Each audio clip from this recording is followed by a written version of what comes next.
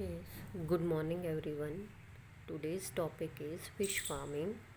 The rearing of the fishes is called as the pisciculture, and in India, fish farming is about 15 years old, and it provides many other products like the fish oils, fish glue, and it is also rich in the protein nutrient. And common edible fishes in India are marine fishes, Bombay duck, sardine, and tuna. They are captured from the oceans and seas, so this culture is called as the mariculture. Brackish water and freshwater fishes. Brackish means the water of lagoons and estuaries. These are the places where the sea water and the fresh water that mix together.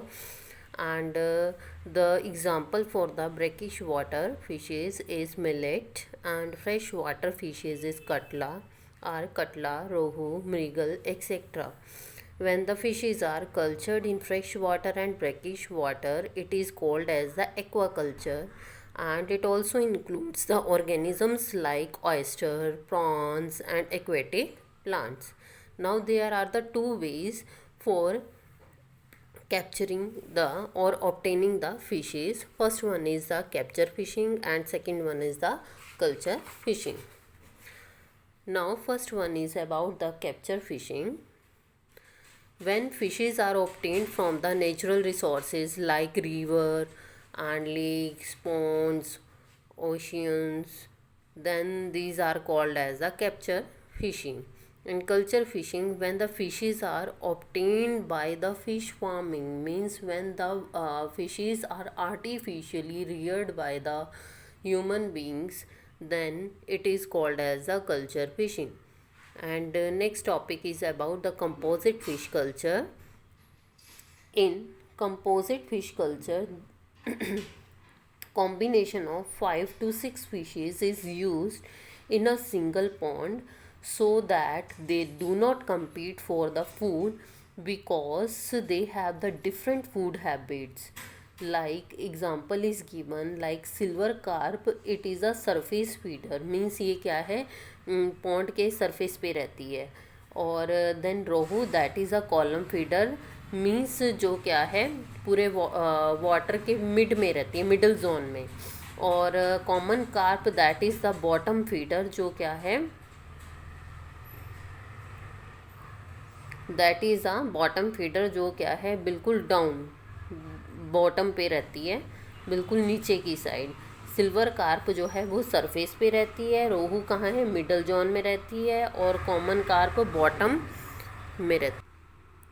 Now some advantages of fish culture are we can get more than one fish variety, and the second one is it makes the extra income source. Third one is we can rear the fishes in small space, and the next one is there is no wastage of the food, means all the food that is given to the fishes it is consumed.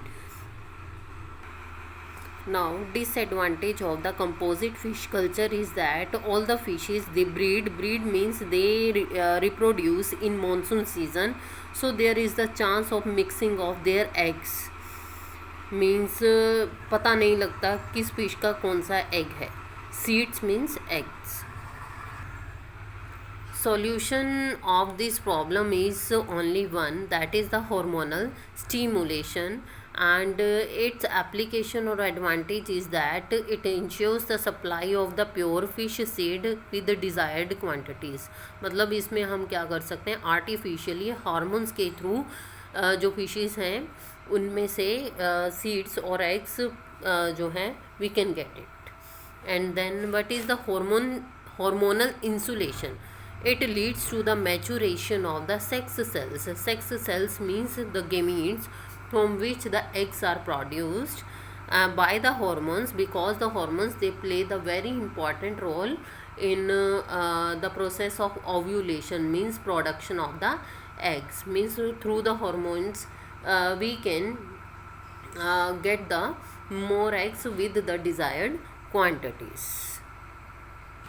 And now assignment for this lecture is, first one is give merits and demerits of the fish culture. Second one is what do you understand by the composite fish culture, write its merits and demerits.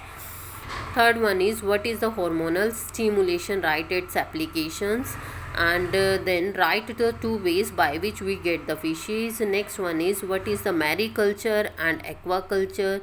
And next question is write the some examples of the marine, fresh and brackish water fishes. And next one is what is pisciculture and write its advantages.